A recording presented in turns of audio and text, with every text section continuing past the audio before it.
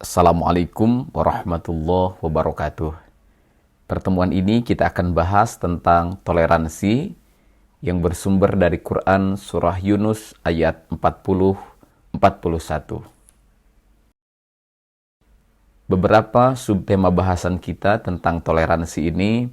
Yang pertama, definisi dari toleransi, urgensi atau pentingnya toleransi, dalil toleransi berdasarkan Quran Surah Yunus ayat 40-41, isi kandungan dari Quran Surah Yunus ayat 40-41, cerminan sikap dari Quran Surah Yunus 40-41, kemudian hadis tentang toleransi, bentuk-bentuk toleransi, contoh toleransi, dan piagam Madinah sebagai wujud dari toleransi. Yang pertama, apa itu toleransi? Secara bahasa, toleransi itu berasal dari bahasa Latin yang artinya menanggung atau menahan, tabah atau sabar. Secara istilah, toleransi artinya sikap membiarkan orang-orang memiliki keyakinan lain dan menerima kenyataan tersebut. Mengakui hak kebebasan setiap orang dalam hal keyakinan hatinya. Kemudian, toleransi juga bisa berarti menjembatani kesenjangan, perbedaan di antara kita sehingga tercapai kesamaan sikap. Namun, perlu diingat, menghormati perbedaan dengan tidak mengorbankan prinsipnya sendiri. Kita harus toleran, menghargai perbedaan pendapat, perbedaan sikap, perbedaan sudut pandang, namun juga kita tidak mengorbankan prinsip dan sudut pandang kita. Urgensi dari toleransi. Mengapa toleransi ini sangat penting? Yang pertama, toleransi akan melahirkan kerukunan. Dengan sikap toleran, menghargai orang lain, kemudian mengakui perbedaan, itu akan melahirkan kerukunan di dalam kehidupan ini. Karena setiap orang tentu memiliki sudut pandang yang berbeda, pendapat yang berbeda, belum lagi suku yang berbeda, ras yang berbeda, adat istiadat yang berbeda. Kalau disikapi dengan sikap toleran, akan lahir sikap rukun dalam kehidupan. Yang kedua, dengan toleransi akan mencegah terjadinya permusuhan dan perpecahan. Kemudian yang ketiga, dengan toleransi akan memperkokoh persatuan dan membentuk kekuatan bersama. Sikap toleransi ini sangat penting, apalagi di negara kita Indonesia. Menjaga kerukunan, memperkokoh persatuan, dan mencegah perpecahan itu sangat penting dengan sikap toleran ini. Kenapa? Mengingat Indonesia ini sangat majemuk, banyak perbedaannya. Perbedaan suku, ras, agama, adat istiadat, cara pandang, belum lagi perbedaan pendapat. Kalau tidak ada sikap toleran, maka tidak akan ada kerukunan. Kalau tidak ada sikap toleran, maka akan terjadi perpecahan. Dan kalau tidak ada sikap toleran, maka tidak akan kokoh dan tidak akan terjalin kekuatan bersama. Sekali lagi, sangat penting toleran, terutama diterapkan di negara kita, Indonesia yang majemuk. Di antara dalil yang menjelaskan tentang pentingnya toleransi atau bentuk toleransi itu ada di Quran Surah Yunus ayat 40-41. A'udzu billahi minasy syaithanir rajim. Bismillahirrahmanirrahim. وَمِنْهُمْ مَنْ يُؤْمِنُ بِهِ وَمِنْهُمْ مَنْ لَا يُؤْمِنُ بِهِ وَرَبُّكَ أَعْلَمُ بِالْمُفْسِدِينَ وَإِنْ كَذَّبُوكَ فَقُلْ لِي عَمَلِي وَلَكُمْ عَمَلُكُمْ أَنْتُمْ بَرِيئُونَ مِمَّا أَعْمَلُ وَأَنَا بَرِيءٌ مِمَّا تَعْمَلُونَ. Artinya, wa minhum may yu'minu bih wa minhum man la yu'minu bih. Dan di antara mereka ada orang-orang yang beriman kepadanya, kepada Al-Quran maksudnya, dan di antara mereka ada pula orang-orang yang tidak beriman kepadanya, kepada Al-Quran. Wa rabbuka a'lamu bil mufsidin, sedangkan Tuhanmu lebih mengetahui tentang orang-orang yang berbuat kerusakan. Wa in kazzabuka, dan jika mereka tetap mendustakanmu Muhammad, faqul li amali walakum amalukum, maka katakanlah li amali, bagiku pekerjaanku, walakum amalukum, dan bagimu pekerjaanmu. Antum bari'una mimma a'mal wa ana bari'um mimma ta'malun. Kamu tidak bertanggung jawab atas apa yang aku kerjakan, dan aku pun tidak bertanggung jawab terhadap apa yang kamu kerjakan. Adapun tafsir dari Quran surah Yunus ayat 40-41 ini, dalam ayat ke-40 dijelaskan bahwa keadaan orang musyrik terbagi dua golongan. Pertama, ada golongan yang mempercayai Al-Quran dengan i'tikad kuat. Imam Nawawi menjelaskan golongan ini ada yang sekedar meyakini kebenarannya tapi dalam kekafiran, dan ada pula yang kemudian bertaubat. Kedua, golongan yang tidak mempercayai Al-Quran serta terus-menerus dalam kekafiran. Allah Subhanahu wa Ta'ala tidak mengazab mereka secara langsung di dunia, tapi mereka mendapatkan siksa yang pedih di akhirat. Dalam ayat ke-41, Allah Subhanahu wa Ta'ala menjelaskan tugas Nabi Muhammad adalah menyampaikan risalah dan tidak diperintahkan untuk menghakimi mereka apabila mereka mendustakan Al-Quran dan menyekutukan Allah. Mereka berlepas dari apa yang dilakukan Nabi Muhammad, dan beliau pun, Nabi Muhammad, berlepas diri dari perbuatan mereka.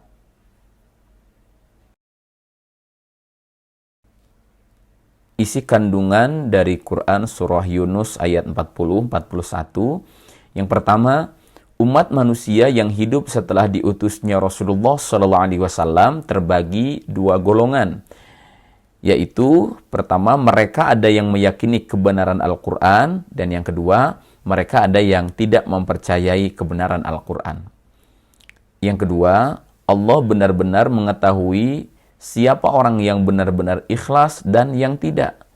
Dalam realitas kehidupan, banyak kita jumpai orang yang menurut pandangan manusia terlihat berbuat baik, namun dalam hatinya ternyata ria, pamer, ingin dipuji, namun Allah Maha tahu segalanya. Yang ketiga, menyekutukan Allah, menganiaya diri, dan menentang hukum Allah termasuk perbuatan merusak bumi Allah, dan mereka akan disiksa dengan pedih di akhirat.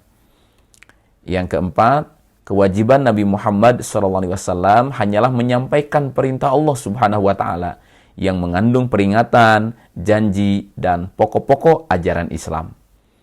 Yang kelima, Nabi Muhammad SAW tidak diperintahkan menghakimi mereka, walaupun mereka mendustakan Al-Quran dan menyekutukan Allah. Kemudian yang keenam, setiap orang bertanggung jawab terhadap perbuatannya masing-masing dan tidak dibebani siksa atas kesalahan orang lain.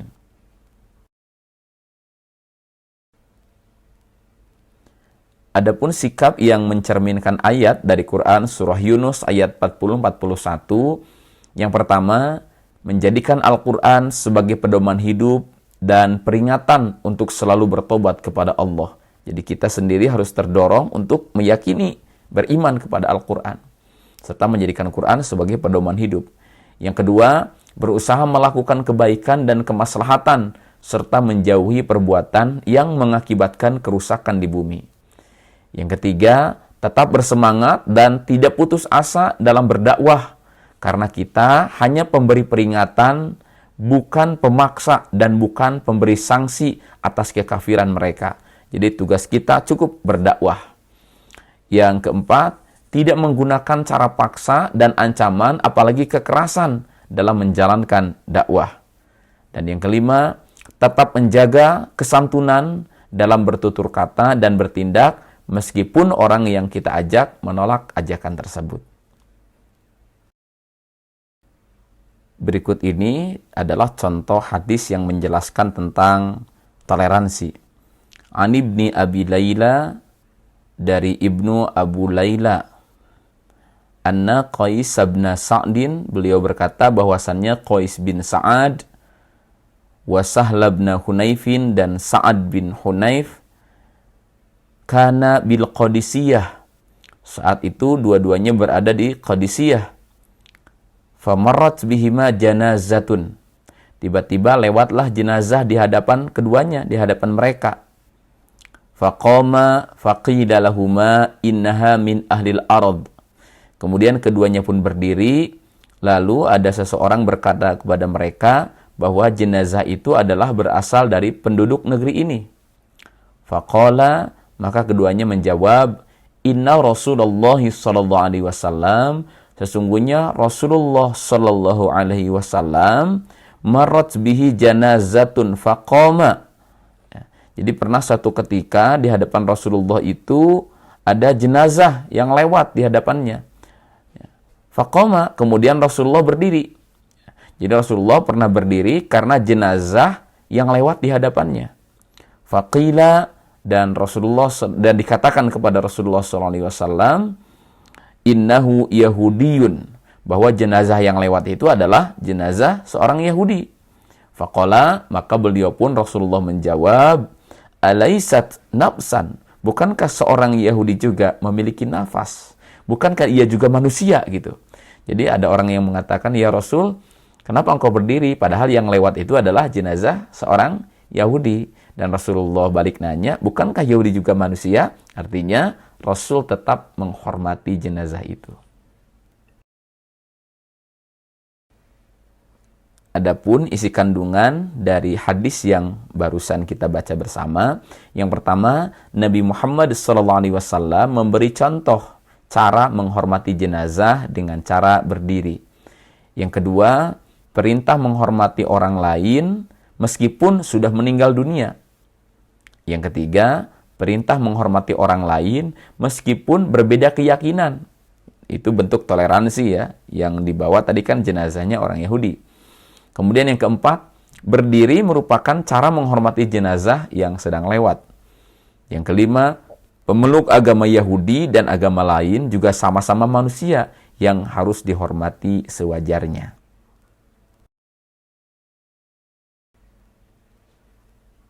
Di antara bentuk-bentuk toleransi yang bisa kita terapkan dalam kehidupan, yang pertama, memberikan kebebasan atau kemerdekaan.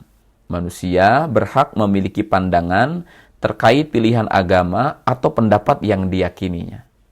Yang kedua, mengakui hak setiap orang. Mengakui hak setiap orang dalam menentukan sikap dan perilaku masing-masing. Jadi setiap orang berhak menentukan sikap dan perilaku masing-masing. Sekalipun ini ada catatan. Jadi hak kita dibatasi oleh hak orang lain. Yang ketiga, menghormati keyakinan orang lain. Tidak boleh memaksakan kehendaknya sendiri kepada orang atau golongan lain. Dan yang keempat, saling mengerti. Tidak akan terjadi sikap saling menghormati kalau tidak ada sikap saling mengerti. Sehingga nanti bisa tumbuh simpati, empati, kepedulian kepada orang lain.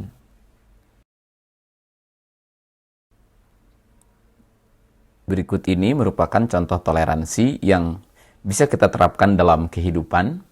Yang pertama, berbuat baik kepada teman tanpa membedakan suku, agama, ras, dan lain sebagainya. Yang kedua, menghargai pendapat orang lain yang berlainan ketika mengadakan rapat dan musyawarah. Hargai pendapat orang lain, hargai sudut pandang orang lain yang berbeda dengan kita. Yang ketiga, saling tolong-menolong, ta'awun, untuk kemanusiaan, tanpa memandang suku, agama, atau rasnya.